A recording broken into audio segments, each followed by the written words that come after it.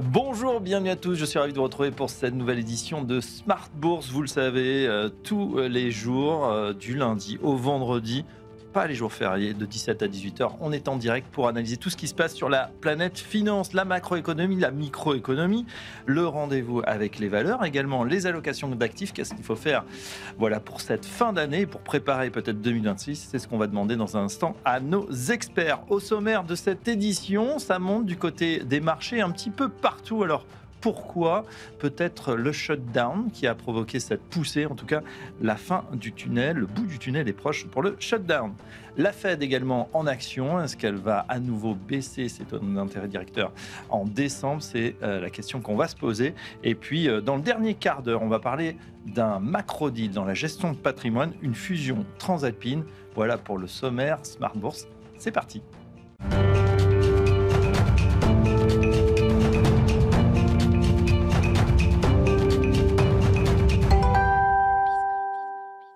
Et si vous avez raté la journée boursière, on fait le point sur tout ce qui s'est passé avec Pauline Gratel. Bonsoir Pauline. Bonsoir Fabrice. On démarre avec voilà, ces indices qui sont vraiment au plus haut un peu partout aujourd'hui. Oui, ils sont portés par la fin imminente du shutdown américain et par les espoirs d'une baisse des taux de la Fed en décembre. On y revient. En Europe, l'Eurostoxx 50 et le Stoxx 600 inscrivent de nouveaux records historiques. En France, le CAC 40 inscrit lui aussi un nouveau record à 8280 points, en hausse de 1,5% au cours de la séance. Aux États-Unis, les indices sont ouverts en hausse modérée avec tout de même un record à la clé pour le Dow Jones. Côté asiatique, les indices sont également au plus haut. Au Japon, tout d'abord, l'indice Topix atteint un nouveau record et a clôturé en hausse de plus de 1%. Le Nikkei a aussi terminé en hausse. À Taïwan, les indices sont également au plus haut. Côté obligataire, le rendement japonais à 10 ans atteint un plus haut depuis un an à 1,70%. Et le yen reste sous surveillance après avoir atteint un plus bas de 9 mois par rapport au dollar. Un yen qui chute pour l'instant de 1% sur la semaine. Quant au dollar, le billet vert reste très stable encore aujourd'hui. Oui, le dollar est stable et l'euro-dollar reste quasiment inchangé, autour de 1,1570 au cours de la séance. Sur les marchés obligataires américains, le rendement à 10 ans évolue légèrement inférieur à 4,10% aujourd'hui. En Europe, le rendement allemand de même échéance évolue autour de 2,65%. Pauline, on revient donc sur cette fin imminente, dit-on, du shutdown. Le Sénat a validé lundi le texte provisoire de financement et c'est donc au tour ce soir de la Chambre des représentants de se prononcer pour mettre fin à la paralysie budgétaire aux États-Unis. Le shutdown le plus long de toute l'histoire va certainement s'achever après plus de 40 jours de blocage. Et c'est cette perspective qui ravive les marchés. Oui, il n'avait quasiment plus d'indicateurs à regarder depuis des semaines à part les enquêtes privées. D'ailleurs, les données hebdomadaires publiées par ADP montrent des données d'emploi plus faible que prévu.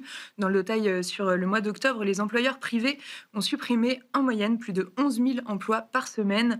Le marché anticipe désormais une baisse des taux de la Réserve fédérale en décembre à environ 65%. On passe du côté de la micro, des valeurs. AMD qui ouvre en hausse grâce à WS. Oui, le titre bondit de 8%. Donc le AMD ouvre en hausse à Wall Street de 8%. Le groupe prévoit une forte croissance de ses ventes sur les 5 prochaines années grâce à la forte demande de ses produits destinés aux centres de données. Dans le secteur de la tech, toujours, Infineon en Allemagne bondit de 10%.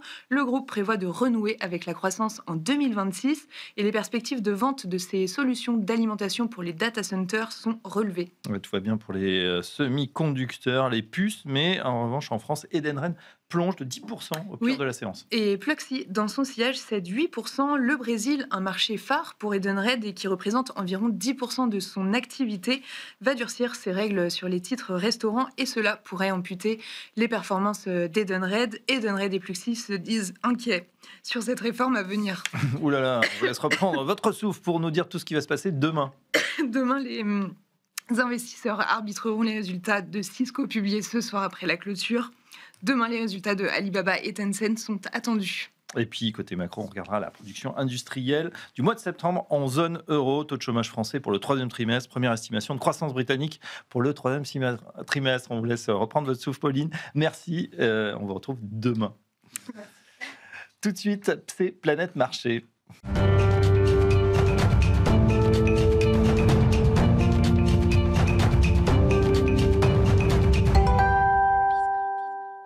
Planète Planète Marché, comme tous les soirs, 3 experts en plateau, 3 experts en cravate. Ça veut dire que là, on a quelque chose d'intense sur ce plateau. Gilles Bazissière, bonsoir. Bonsoir. Le président d'Equity GPS. Bienvenue à vous. Merci. À vos côtés, Olivier Ringard, directeur des investissements de la banque Neuflize OBC. Bonsoir Olivier. Bonsoir. Et également Anthony Morlet, la vie d'Ali. Bonsoir Anthony. Bonsoir Fabrice. Vous êtes économiste, pôle macroéconomie conjoncture chez Rexecode et membre de BSI Economics. Messieurs, voilà, on avait une belle journée fériée hier, mais les marchés étaient ouverts, ils en ont profité pour monter, et on voit que on est un petit peu au plus haut partout. Olivier, on démarre avec vous. Qu'est-ce que ça dit là, cette tendance? On se posait la question, est-ce que c'est vraiment le shutdown qui propulse les marchés comme ça dans cet état d'euphorie? Je pense qu'il y a plusieurs éléments qui alimentent en fait l'euphorie sur les marchés. D'abord, c'est qu'on a un momentum très fort. Regardons ce qui se passe depuis le début du mois d'avril. Le rebond du Standard & Poor's 500, c'est plus 35%. Le rebond de la tech, c'est plus de 60% depuis le point bas d'avril. Donc, c'est d'abord une histoire de momentum. Et ensuite, on a des nouvelles qui vont dans le bon sens avec une réduction d'un certain nombre d'incertitudes. Ça a été vrai dans le cadre des accords commerciaux entre les États-Unis et le reste du monde, et en particulier avec la Chine. On a eu également de bonnes nouvelles globalement du côté du secteur de la tech américaine. Oui. Et puis aujourd'hui, on a cette réduction d'incertitude sur la situation politique américaine avec le shutdown qui va se dénouer. Le shutdown, le plus long de l'histoire politique américaine. Et les investisseurs sont également en train de considérer que la Banque centrale américaine va finalement baisser les taux au mois de décembre. Donc ça crée une ambiance qui reste bonne sur les marchés, avec un rallye de fin d'année qui est probablement en train de se dessiner. Oui, c'est vrai que c'est assez étonnant. On en parlait de ce rallye, et puis finalement on a eu un petit peu une peur sur la tech, qui a pas mal baissé au cours d'une seule séance la semaine dernière. On a tout de suite repris pratiquement, et on est en train de dépasser ces nouveaux plus hauts. Anthony, justement, comment vous analysez cette séquence là voilà, on a joué un petit peu à se faire peur, et puis finalement, on a l'impression qu'on est lancé, comme le disait à l'instant Olivier Ringard, sur ce rallye de fin d'année, où en tout cas, on a l'impression qu'il ne va plus se passer grand-chose. Nous. Oui, en tout cas, je suis très en ligne avec ce qui vient d'être dit. On voit bien que le sous-jacent, qui est la croissance américaine, résiste, malgré le fait que le shutdown pourrait coûter autour de 0,3 points de croissance au PIB américain. On attend toujours 4% de croissance annualisée au troisième trimestre. Donc ça montre bien qu'on a quand même une économie américaine qui est vraiment solide et qui résiste pour l'instant à tous les chocs. Ça ne veut pas dire que ça va perdurer, mais en tout cas, jusqu'alors, ça tient bien. Et puis avoir en tête aussi qu'on commence à vraiment voir des gains de productivité liés à l'IA, mais plus largement à la tech. Aux États-Unis, prenez le secteur de l'information, qui regroupe notamment les logiciels, les bases de données, etc. On a une productivité apparente du travail qui est 40% au-dessus de fin 2019. C'est-à-dire que la tendance, elle a presque doublé par rapport à l'avant-crise. Et qu'est-ce que c'est des gains de productivité? C'est de l'activité. Oui. Puis au passage, c'est désinflationniste. Donc ça vous permet, quand vous avez des gains de productivité très élevés, d'absorber, en plus, j'allais dire, des tensions peut-être plus fortes sur des achats d'intrants ou autres. Et donc, en ce sens, en plus des accords commerciaux qui pourraient être plutôt favorables, ou en tout cas renégociés par Donald Trump, ces gains de productivité permettent d'éviter des tensions inflationnistes trop fortes à ce stade. Donc c'est un petit peu le pari gagnant pour l'instant. Et bien, le pendant, c'est est-ce qu'on ne va pas avoir un effet sur l'emploi? Parce qu'on se dit, tiens, si les gens sont plus productifs, on va avoir besoin de moins de gens. On a un marché du travail, effectivement, qui se refroidit, mais là aussi, c'est plutôt positif d'un point de vue des marchés, puisque ça permet d'alimenter des espoirs d'une nouvelle baisse de taux en décembre. Donc, puis en ce moment, on n'a pas beaucoup de données non plus sur les... Tout à fait. Ce qu'on devrait quand même avoir, ou ce qui devrait être publié, c'est plutôt un refroidissement progressif que l'on attend, pas trop de surprises. Mais c'est un petit peu quand même le scénario boucle d'or dans cette affaire. Donc pour l'instant, effectivement, ça alimente des marchés qui sont à des niveaux records, mais c'est pas illogique au fond. Gilles Bazissière, c'est vrai qu'on a vu ces records d'investissement sur l'intelligence artificielle, de records de capitalisation pour les méga caps dont Nvidia.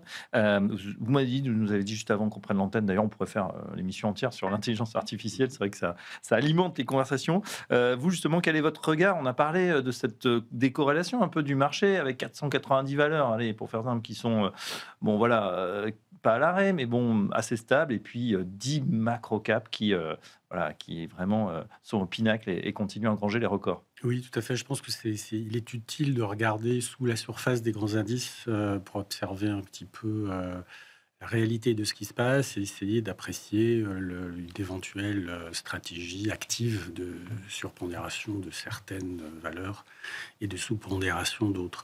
Quand on regarde donc sous les indices, on voit qu'il y a ce que certains appellent un moment titanique.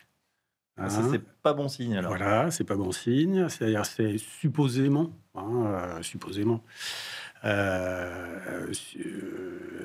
refléter, après une très forte hausse des marchés, un potentiel de baisse si, avec dans plein d'hypothèses. Mais les facteurs générateurs de ça, Oui. c'est tout simplement qu'on a plus de plus bas, plus de valeurs qui font des plus bas que de valeurs qui font des plus hauts. Et c'est le cas aujourd'hui, parce qu'on vient de dire que tous les marchés sont pratiquement au plus haut. Voilà, donc Alors, ça, c'est le cas pour les indices au sens large. Mais quand vous regardez le Nasdaq, par exemple, qui est un indice quand même assez large et assez représentatif, eh bien, sur les 10 dernières séances boursières, il y en a eu 4 ou 5 où il y avait plus de plus bas sur l'année glissante, que de plus haut. Sauf que celles qui font des plus bas n'ont pas la même capitalisation boursière et pas le même poids que celles qui font des plus hauts. D'où un marché qui est assez subdivisé en 2 catégories, les super gagnants, assez sensiblement, mais pas exclusivement, concentrés dans la tech. Il y a plein d'autres valeurs qui se portent très très bien dans d'autres secteurs.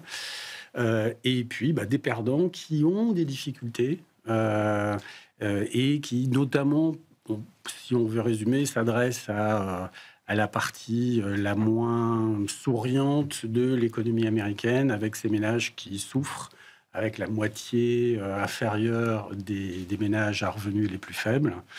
Et dans un contexte où les inégalités de revenus augmentent de façon régulière. Et des pauvres qui commencent, et même des classes moyennes qui commencent à souffrir. Mais je reviens sur votre aspect, votre scénario Titanic. Ça veut dire que ça pourrait déraper. C'est pas du tout mon scénario.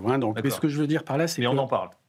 Voilà, on en parle. Et quand on va sous la surface, on se rend compte qu'on a une situation qui est un petit peu particulière. C'est vrai qu'on aime bien illustrer. On préfère Boucle d'Or que Titanic, bizarrement. C'est vrai que ça sonne mieux. Olivier Ringard, justement, par rapport à ce qu'on dit, c'est vrai, sur cette IA qui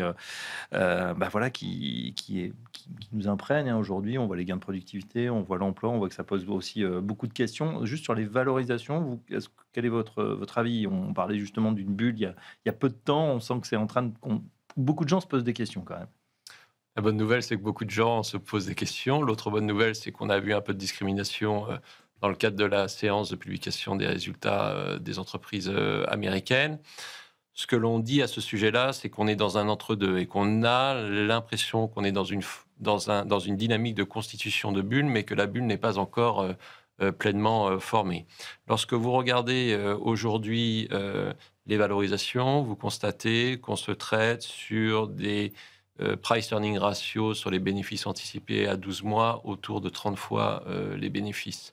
Pour rappel, au début des années 2000, nous étions sur des niveaux de ratio cours-bénéfice anticipés autour de 50 fois. Donc, on est sur des niveaux de valorisation un peu moins importants. Deuxième élément, on a une réalité aujourd'hui sur la croissance des résultats des entreprises, puisque quand vous regardez les 10 plus grosses entreprises de la tech américaine, elles génèrent énormément de bénéfices, ce qui n'était pas nécessairement le cas au début des années 2000. Donc ça, c'est les facteurs qui sont, somme toute, rassurants.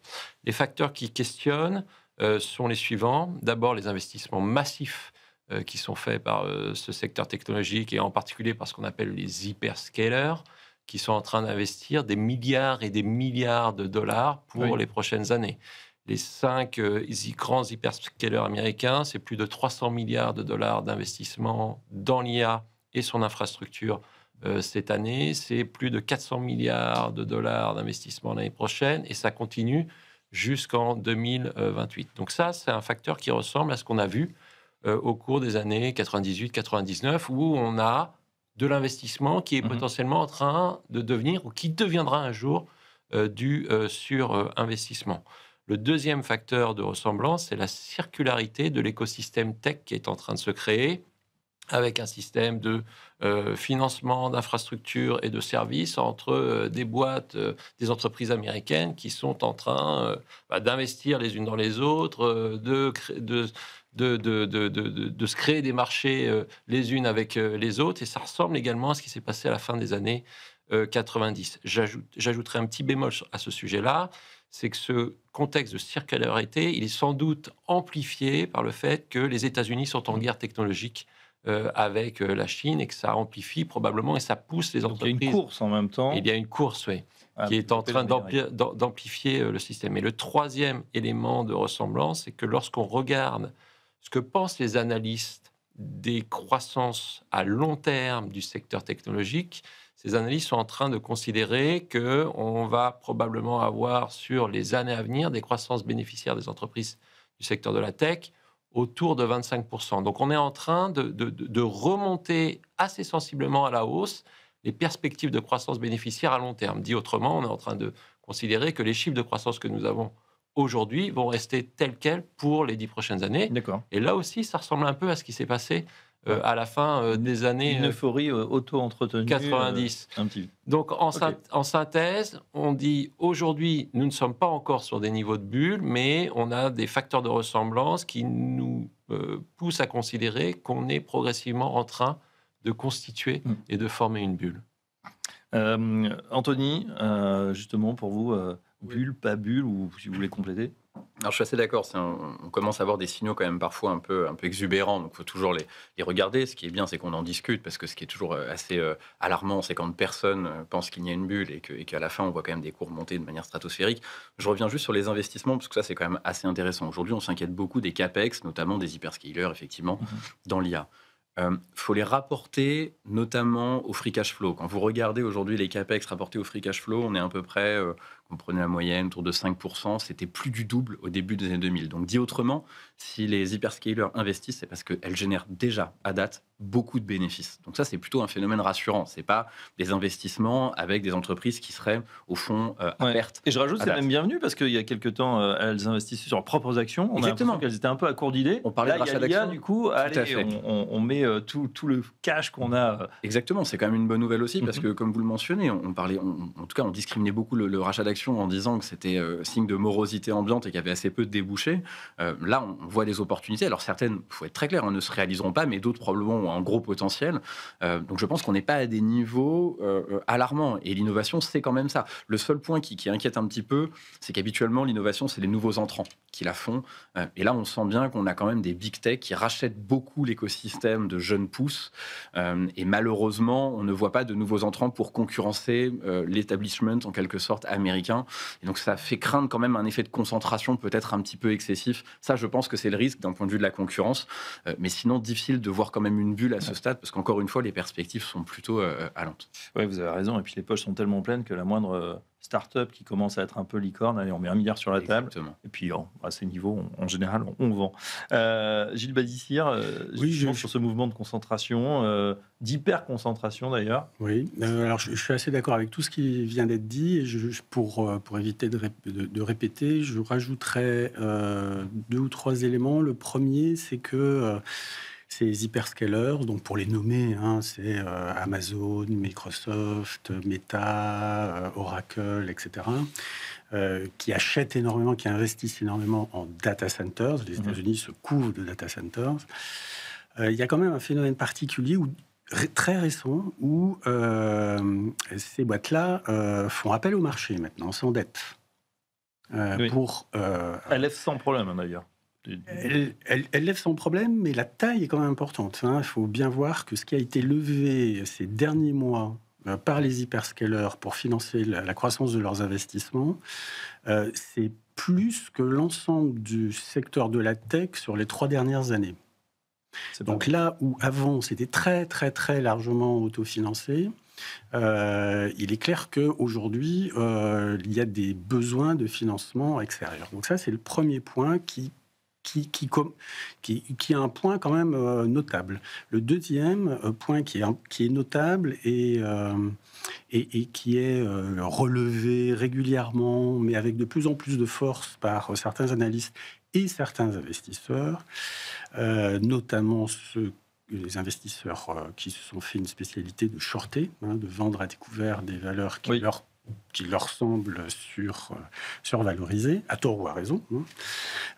C'est la problématique de la durée d'amortissement des investissements de ces hyperscalers. En gros, les hyperscalers achètent des semi-conducteurs à Nvidia et à tout l'écosystème.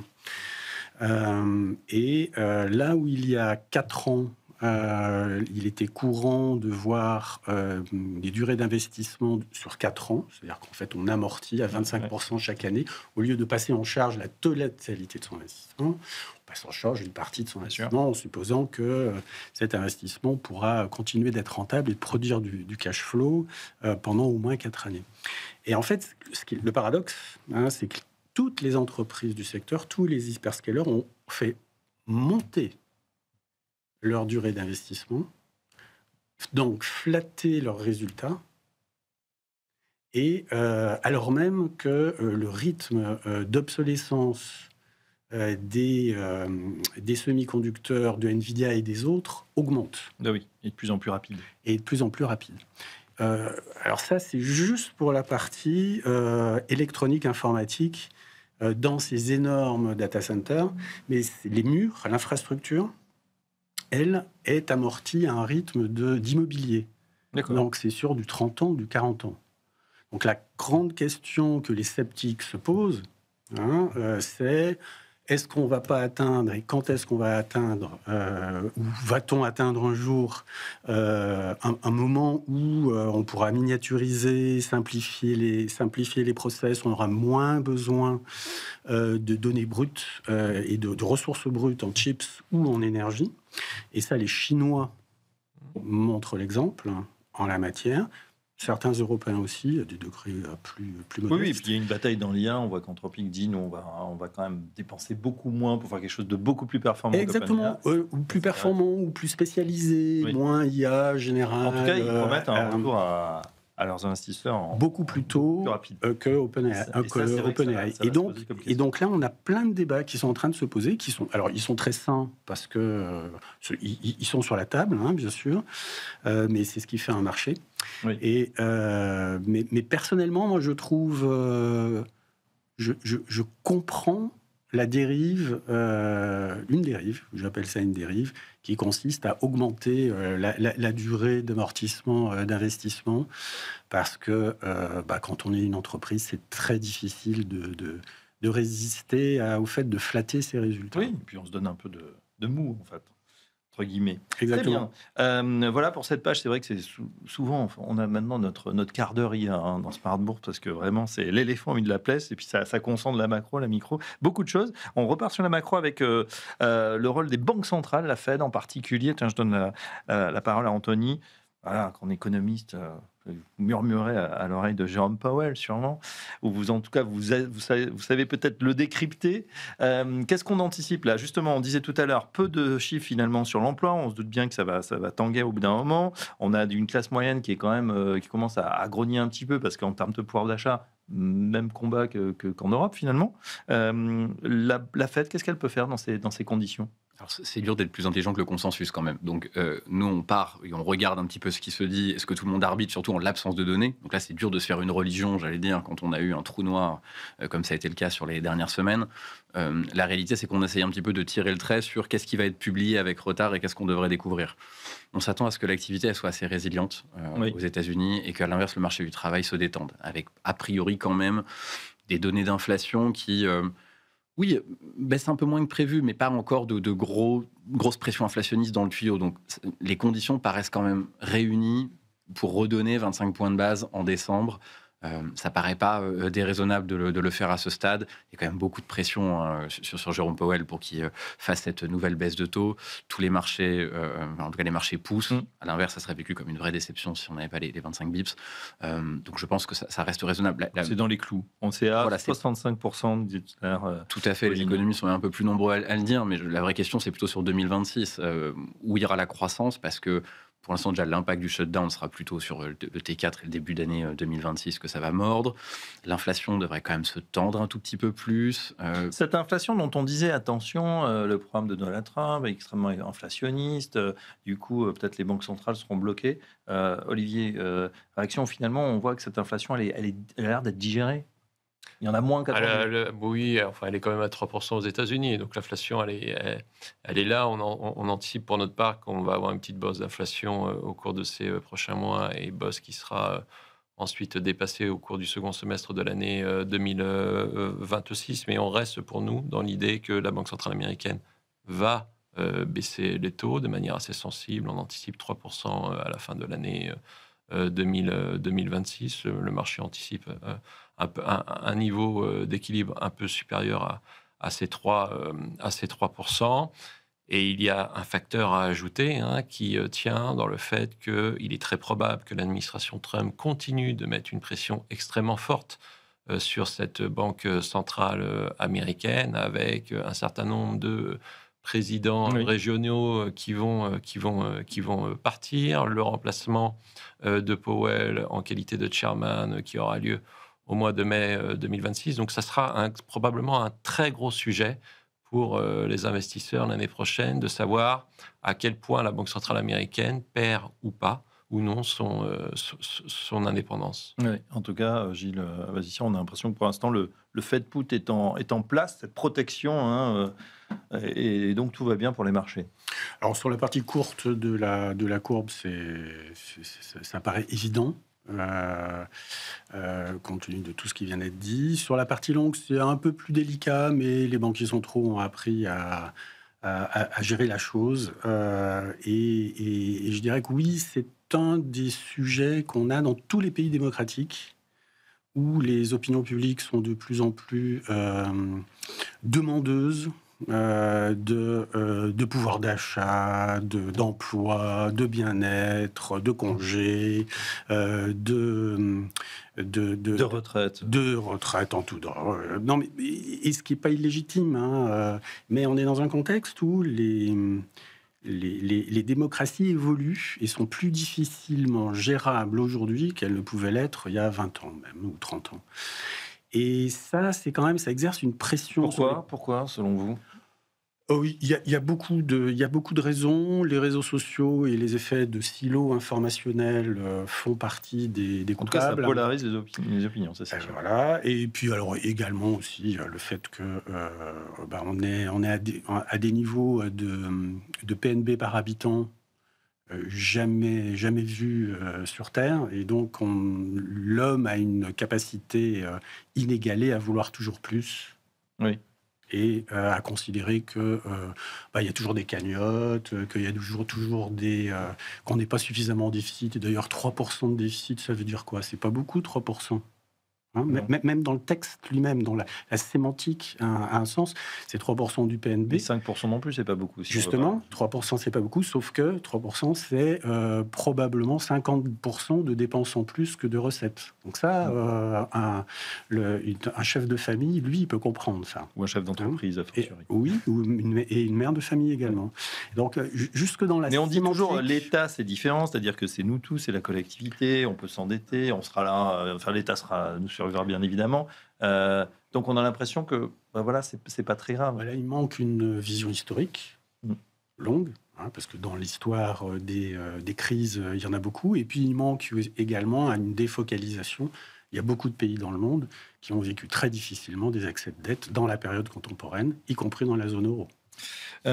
Anthony, justement, est-ce qu'il pourrait y avoir un rappel à un certain moment, avec notre dette, c'est vrai, qui s'accroît chaque jour, des marchés qui pourraient siffler la fin de la récréation? Là, on en avait parlé il y a quelques semaines, quand la note de la France a été dégradée, mais est-ce qu'à un moment, les marchés vont siffler la fin de la récré, ou finalement on continue à faire crédit à la France, deuxième pays de la zone euro? Vous venez de le dire, le problème c'est qu'on est le deuxième pays de la zone euro, qu'attaquer la France c'est attaquer l'euro, c'est attaquer la BCE. Qui est-ce qui a envie de se frotter à la BCE? Pas grand monde, en tout cas il faut quand même être courageux. Donc ça pose la question d'un aléa moral très fort. En fait, la France a besoin de l'euro puisque c'est sa garantie première et l'euro a besoin de la France. Donc les deux sont... Donc on est too big to fail. Un petit peu. Enfin, je veux dire, on peut se jouer à se faire peur en disant la BCE ne viendra pas, mais la BCE sait bien que si elle n'intervient pas, elle disparaît au moment où elle dit non. Ouais.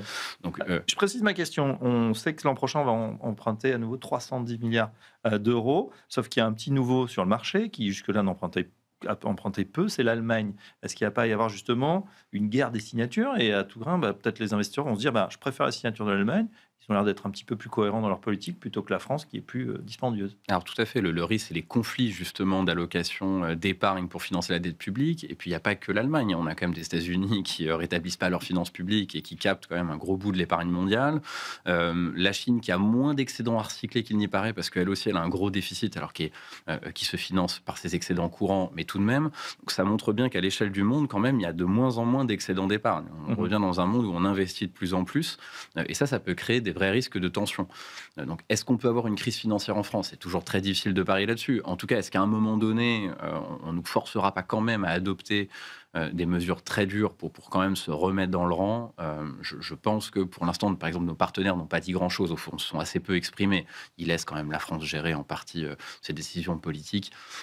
On arrivera au bout de cette aventure à un certain moment. C'est-à-dire que même François Villeroy de Galhau, en qualité quand même de président de la Banque de France, de gouverneur, lui-même commence à distiller des messages, ce qui est quand même pas complètement intuitif pour un gouverneur de banque centrale, alors que son sujet c'est quand même le monétaire. Même lui commence à passer des messages sur le budgétaire. Donc ça se cristallise quand même.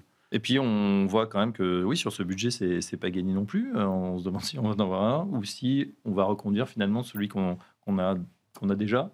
Olivier Ringard, vous avez une vision là-dessus, sur cette fin d'année un peu compliquée? J'ai peu de vision sur la dynamique des discussions budgétaires que nous avons en France. Par contre, je rajouterais un élément par rapport à ce qui a été dit.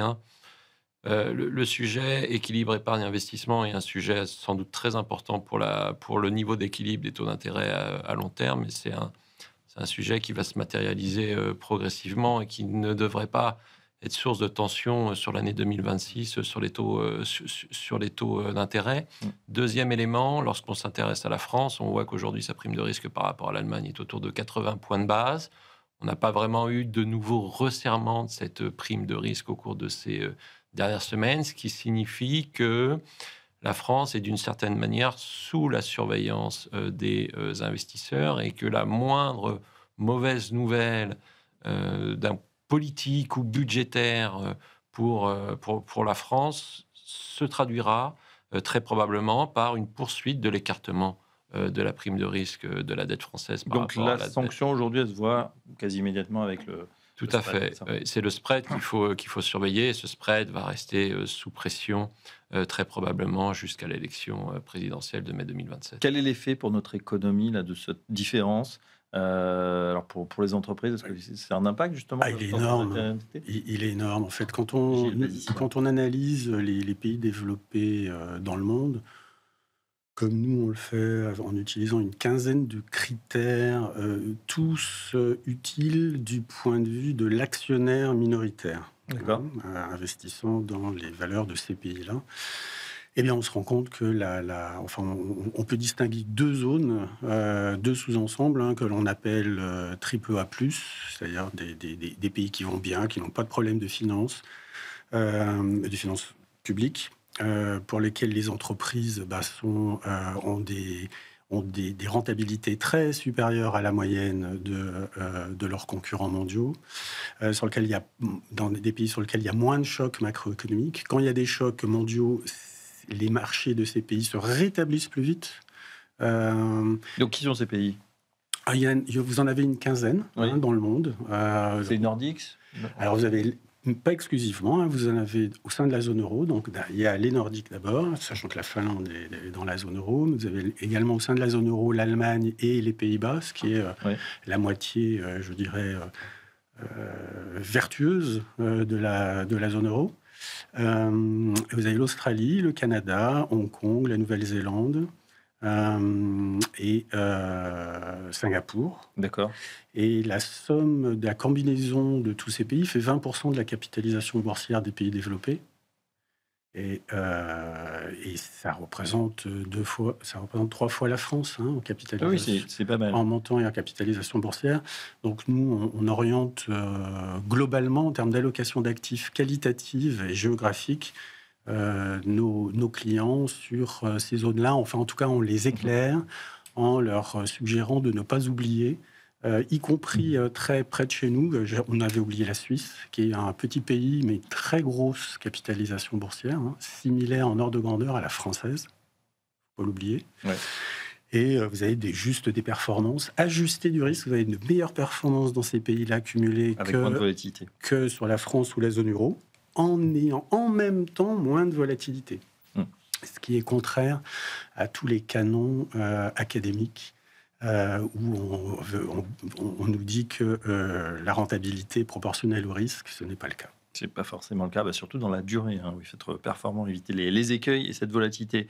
Il nous reste une dizaine de minutes pour regarder du côté des allocations, messieurs. Qu'est-ce qu'on fait pour cette fin d'année et même pour préparer 2026 ? Est-ce qu'on reste toujours sur les actions, même si on sait que il y a ces multiples de valorisation qui commencent à être un peu élevées, mais pas encore de bulles, ou pas de prémices. Vous nous disiez tout à l'heure, Olivier Ringard, qu'est-ce qu'on fait là sur les marchés ? Qu'est-ce que vous conseillez à vos clients ? Alors, ce que l'on fait aujourd'hui, c'est plusieurs choses. D'abord, on continue à rester surpondéré sur la classe d'actifs actions, considérant que on est dans un environnement où l'économie mondiale reste relativement résiliente, où les banques centrales ont tendance à assouplir les conditions monétaires. Ça a été fait du côté de la zone euro, ça sera fait au cours des prochains mois du côté des États-Unis. Et en conséquence de quoi, on a une dynamique de croissance des résultats des entreprises qui reste très solide. Cette année, on est à plus 12, plus 13 du côté des États-Unis.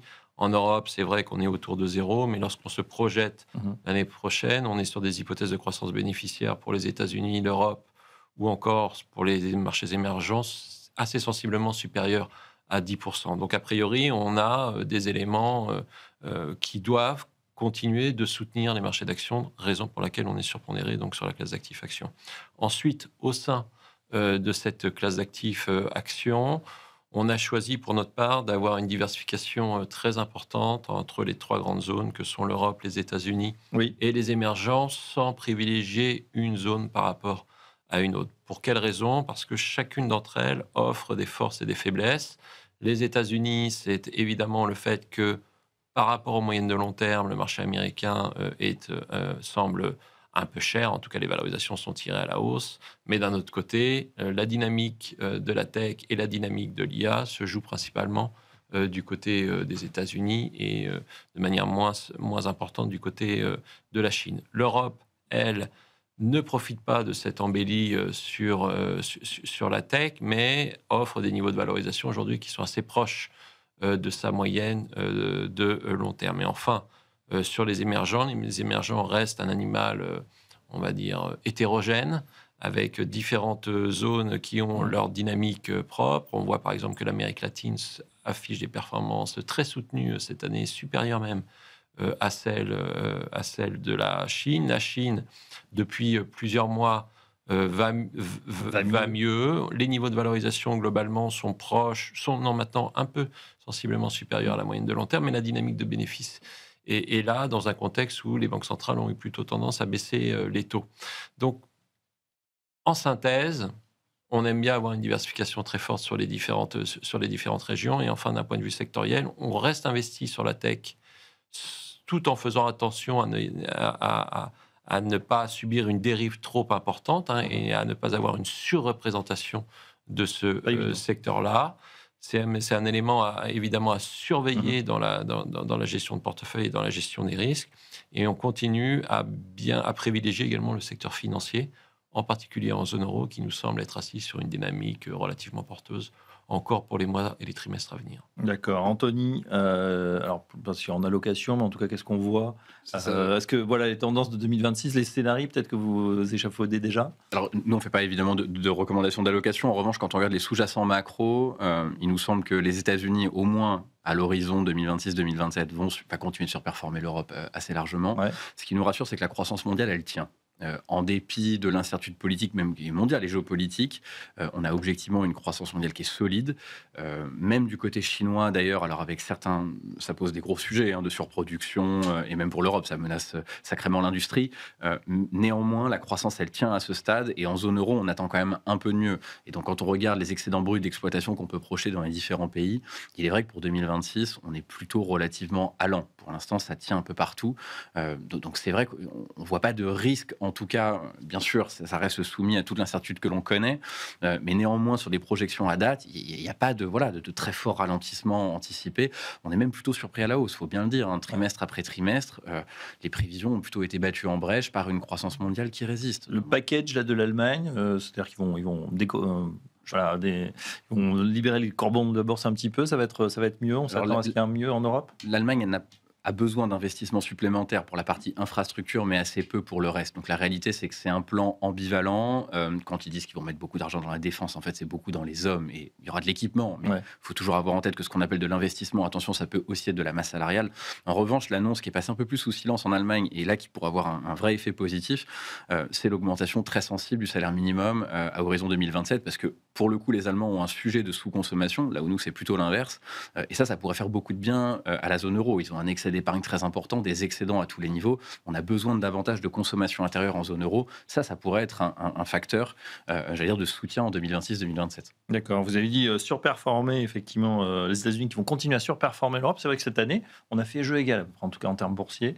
On est même peut-être pas sur le rythme de croissance, bien évidemment. On aimerait verser 3 et 4%. Bon, après, ça dépend comment ils sont financés aussi. Mais en tout cas, en point de vue boursier, c'était pas mal. On va peut-être les battre au finish, on verra. Gilles Bazissière, qu'est-ce que Equity GPS, donc equity, des actions, bien sûr. Voilà. Qu'est-ce qu'on regarde comme secteur?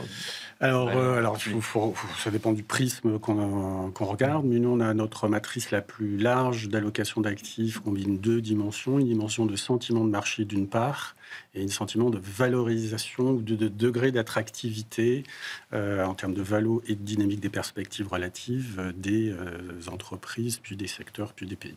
Sur cette matrice-là, nous sommes dans un marché clairement boule, donc ça se respecte. Un marché boule, ça ne se casse pas facilement tout de suite. Il faut de gros éléments, de gros événements, et puis il faut du temps également pour que ça commence à s'essouffler. Par contre, en matière de degré d'attractivité des marchés, je dirais que c'est variable selon les grandes zones et selon les secteurs. Donc on a encore des ratings très supérieurs à 5 sur 10 sur beaucoup d'émergents, dont la Chine et le Brésil, encore aujourd'hui, ça fait longtemps que c'est le cas. Oui. Sur l'Amérique du Nord, on est à 4 sur 10, ce qui est pas mal, compte tenu du dynamisme très spécifique de cette zone. C'est sur l'Europe et la zone euro, et en particulier la France, malheureusement, sur lequel on a les ratings les plus faibles, qui s'explique par des dynamiques de perspectives relatives pour les entreprises françaises et certaines de la zone euro, qui en moyenne sont un peu plus faibles que celles de leurs consoeurs nord-américaines ou asiatiques. Pourquoi ? Parce que pourtant, quand on regarde en tout cas la liste du CAC 40, c'est des groupes largement internationalisés. Alors, nous, on regarde l'ensemble du marché. Oui. Ça, c'est le premier point. Et puis, le gros débat sur les entreprises mondiales, et heureusement qu'on en a beaucoup, qui sont basées en France, c'est que vous avez quand même, à partir du moment où vous avez une part importante de votre masse salariale en France, une part importante de vos profits d'exploitation sur votre marché domestique, vous êtes soumis au trop de prélèvements obligatoires. La taxation. Vous êtes soumis en relatif à des prélèvements obligatoires. Plus que dans notre pays, au global, y compris dans votre environnement de fournisseurs, de clients, dans votre microcosme. Et donc, en moyenne et en règle générale, il y a toujours des exceptions, on les connaît. On en a, nous, on a des bons ratings sur certaines valeurs françaises, mais en global et en général, c'est inférieur à la moyenne mondiale. Et voilà. Bon, écoutez, merci pour ce tour de table. Voilà ce qu'on pouvait dire ce soir sur ces marchés. Merci pour vos analyses. Gilles Bazissière, je rappelle que vous êtes président d'Equity GPS. Merci à vous, Olivier Ringard, directeur des investissements de la banque Neuflize OBC, et Anthony Morlet, la Vidali, économiste, Paul Macroéconomie, conjoncture chez Rexecode et membre de BSI Economics. Merci messieurs. Tout de suite, on va parler d'une macro-fusion dans le domaine de la gestion de patrimoine. C'est tout de suite dans Smart Bourse.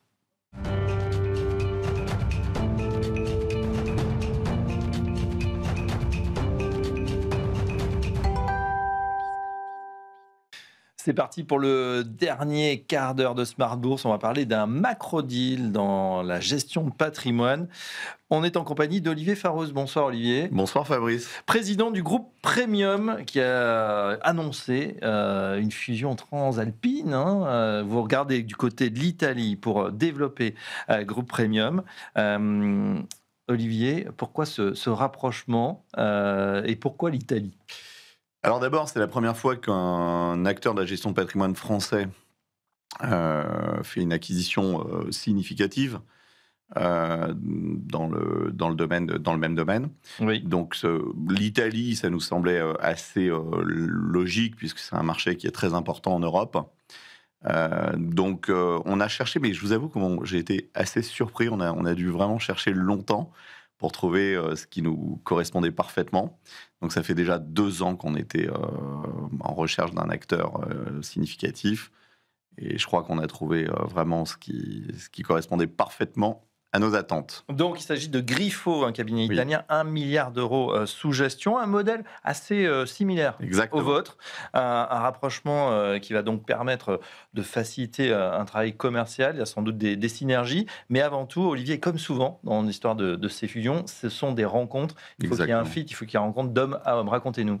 C'est tout à fait ça, en fait. C'est une histoire d'homme, c'est une rencontre, la rencontre avec Bernardo Franchi, qui est un chef d'entreprise exceptionnel, qui est très paternaliste dans son management. On a trouvé beaucoup de similitudes entre le management de Griffo et le management de groupe Premium, avec des valeurs humaines très fortes, avec un sentiment d'appartenance, à son groupe. Les équipes étaient formidables. Ça nous a semblé être une évidence dès le départ. Donc il a fallu évidemment travailler, puisque c'est évidemment très fastidieux ce type de deal, mais encore une fois des équipes extraordinaires qui nous ont séduits dès le départ. Oui, c'est un groupe Griffo, donc en Italie, qui avait résisté quand même à plusieurs demandes. Il y avait des appels du pied de nombreux acteurs. Je crois Ils avaient toujours dit non.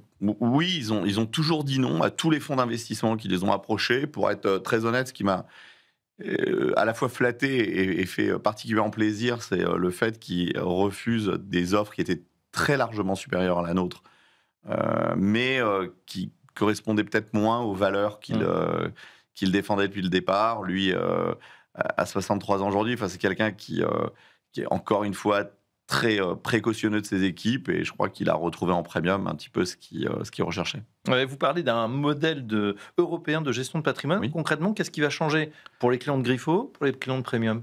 Alors, les clients de Premium, aujourd'hui, il y a déjà eu des synergies, puisque nous avons malheureusement des clients qui quittent la France. Ouais.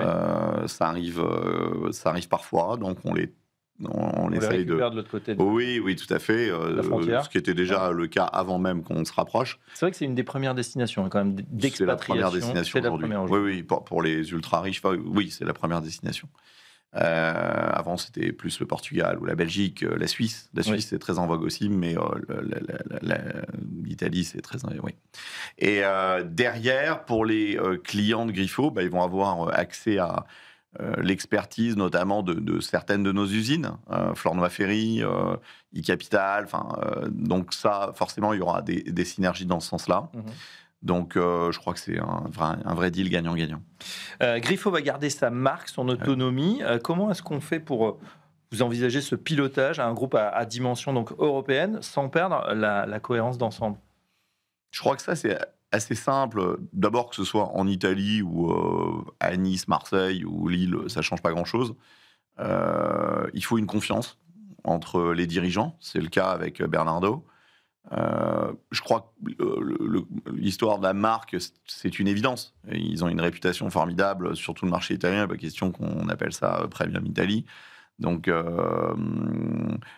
encore une fois, quand on partage les mêmes valeurs, c'est forcément plus simple d'instaurer une vraie confiance et qu'il y ait une cohérence d'ensemble. Ouais. Vous avez vous-même des partenaires au capital, prestigieux, Eurazeo, Montefiore, Blackstone, qui soutiennent bien évidemment cette expansion.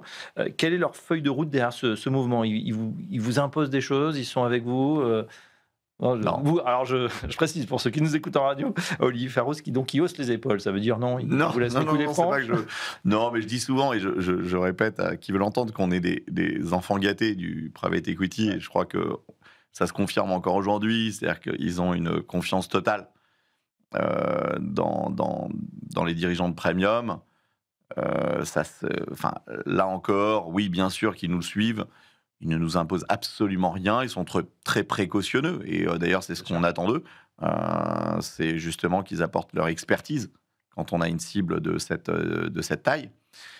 C'est ce qu'on a travaillé ensemble, on a étudié ensemble, et puis finalement, ils ont suivi nos recommandations. Oui. Et bien sûr qu'on va continuer. Aujourd'hui, leur motivation, c'est d'avoir un acteur qui, aujourd'hui, a une taille très significative en France, puisque en chiffre d'affaires, en valorisation et en nombre en effectifs, on est leader sur le marché français. Mais aujourd'hui, évidemment, on va essayer de s'étendre dans d'autres pays. L'Italie va être totalement... on va totalement déléguer à Griffo le développement italien. C'est-à-dire qu'on va évidemment pas s'arrêter là en Italie, mais c'est eux qui développeront, donc indirectement. Ça veut dire que s'il y a des opportunités on les fera jamais en direct. Ce sera toujours, bien sûr. Oui. C'est d'ailleurs ce qu'on fait aujourd'hui pour les CGP, par exemple, dans les régions. Ouais. On essaye de, justement, les CGP eux-mêmes achètent des cibles un peu plus petites. Ce sera le cas pour Griffo. Ouais. Et puis, on va évidemment regarder d'autres pays. Tiens, justement, en Italie, la géographie, c'est intéressant parce qu'on dit souvent, l'Italie du Nord qui concentre des grosses fortunes, etc. L'Italie du Sud, un peu moins. Ça suit la même géographie. Oui, les clientèles sont très différentes. Les mentalités sont radicalement opposées parfois. Mais Griffo est un acteur qui est installé absolument partout. De Milan jusqu'en Sicile, en passant par la Sardaigne, par Rome, par Naples. D'accord. Donc oui, il y a évidemment des mentalités différentes, mais encore une fois, qui sont parfaitement traitées par Griffo. D'accord. Vous avez dit donc l'Italie, première brique. Que regardez-vous ensuite? Espagne, Allemagne, Benelux? Les trois. Très bien. Les trois, c'est Espagne, Allemagne, Benelux, c'est exactement ça. Peut-être même dans cet ordre-là, d'ailleurs. Donc, non, on est en train de regarder, oui, effectivement, une cible en Espagne en ce moment. En Belgique, on a l'ambition, effectivement, d'acquérir une cible et puis d'apporter peut-être notre expertise avec un dynamisme que l'on connaît chez notamment Cap Finance, qui pourrait avoir quelques conseillers qui s'installeraient en Belgique. Et on est en train d'étudier cela, notamment avec Didier Zerbi pour la Belgique. Enfin, voilà. D'accord. On voit que le mouvement de consolidation, il est partout, et en France bien évidemment, avec des acteurs qui se structurent. Maintenant, des fusions ou du moins des acquisitions partout en Europe. Est-ce que selon vous, c'est un mouvement qui va s'amplifier, ce mécanisme de consolidation? Je pense qu'il y aura une consolidation qui va s'amplifier en France, parce que malgré tout ce qu'on dit, il y a encore beaucoup à faire. Il y a beaucoup d'acteurs qui sont totalement indépendants aujourd'hui, donc qui vont peut-être se rapprocher de grands groupes comme nous. Et puis, en Europe, c'est plus complexe. Je ne connais pas la stratégie de mes concurrents, mais c'est plus complexe. On est en 2025 et il n'y a jamais eu, c'est la première opération d'envergure qu'il y a de la France vers un pays européen. Donc, c'est pas pour rien. Donc, je crois qu'il y a une certaine réticence. En tout cas, les grands fonds d'investissement qu'on a cités, et puis d'autres qui sont à l'affût, ont identifié ce secteur de la gestion de patrimoine. On peut se dire est-ce qu'on retrouve les mêmes ratios, les mêmes multiples, les mêmes valorisations dans les autres pays? On sait que voilà, en France, c'est une belle machine. Oui. Quand on a une société qui marche, est-ce que c'est la même chose en Italie? Est-ce que c'est la même chose Oui. dans les pays que vous avez cités? Alors, en Italie, on est plutôt dans des ratios à peu près comparables, mais ça Un peu dépend. plus ou un peu moins? Vous qui avez bien regardé le dossier depuis quelques mois. Je dirais, ça dépend tellement des acteurs, de la récurrence, de la qualité mais globalement un tout petit peu moins. Ouais. En Allemagne, on a vu une opération récemment sur laquelle nous étions d'ailleurs et qui est partie à un multiple complètement dingue, qui est partie à 20 fois l'EBITDA. Donc là, clairement, nous, on ne suivait absolument pas. Donc vous voyez, c'est très disparate. En Suisse, par exemple, c'est un pays qui nous intéresse aussi beaucoup. Oui. La Suisse, les valorisations sont moins élevées, mais ça dépend aussi de la récurrence, ça dépend de la résilience de l'acteur. Donc, oui, chaque marché a ses particularités. D'accord. On a une ingénierie financière en France assez développée, notamment Oui. on voit à travers les produits structurés qui sont en plus très rémunérateurs. Est-ce qu'on peut peut-être imaginer équiper des clients qui n'en auraient pas, ou des clients italiens par exemple, sur ces produits? En C'est Italie, compliqué. j'y crois assez peu pour être très franc. Même si on va évidemment le faire, mais la réglementation est d'abord très différente. L'approche pour les clients est différente aussi. Puis moi, je veux laisser une totale autonomie à Bernardo Franchi et à ses équipes pour la sélection des produits. C'est eux qui doivent évidemment considérer ce qui est le mieux pour leurs clients. Oui. Mais autant, si vous me parlez de Flournoy-Ferry, je suis absolument convaincu qu'il y aura des synergies importantes. Autant sur les produits structurés, pour l'Italie, je ne suis pas certain. D'accord. Ce qui pourrait être le cas, par exemple, pour la Belgique ou pour d'autres pays, mais pas forcément pour l'Italie. Donc les synergies seront sur certaines expertises choisies si on en a besoin, finalement. Exactement. On dit souvent que voilà, dans les fusions, dans les acquisitions, on peut avoir 1 + 1 = 3 ou plus, Oui. ou 1 + 1 = 1, c'est-à-dire voilà, que ça ne se passe pas bien. Oui. Qu'est-ce qui pourrait déraper?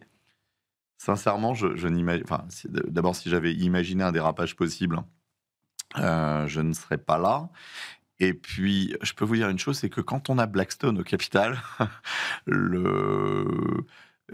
ne laisse plus rien au hasard, en fait. C'est vraiment ce que ça m'a appris, ce partnership avec Blackstone qui est extraordinaire. Ouais. Attention, ça ne remet absolument pas en cause la formidable relation que nous avons développée avec Montefiore au départ, et puis surtout aujourd'hui avec Eurazeo. Mais Blackstone a cette particularité de ne rien laisser au hasard. Après, bien sûr, mais vous savez, notre métier, les chefs d'entreprise, c'est quand même de prendre des risques tous les jours, mesurés, Ouais. le plus mesuré possible. Mais là, on a l'impression qu'ils sont particulièrement bien mesurés. Ah oui, très, très, très mesurés, oui. Très bien. Bon, en tout cas, on vous félicite pour ce deal. Merci Première infiniment. grande fusion, donc Transalpine, donc l'acquisition de Griffo, cabinet italien, par le groupe Premium. Merci Olivier. Merci à vous, par Fabrice. Smartbourse, président du groupe Premium. Voilà, c'est sur cela qu'on se quitte pour aujourd'hui. Merci de nous avoir suivis pour cette édition. Bien évidemment, vous retrouvez dès demain à Grégoire Favé. Très bonne soirée à tous.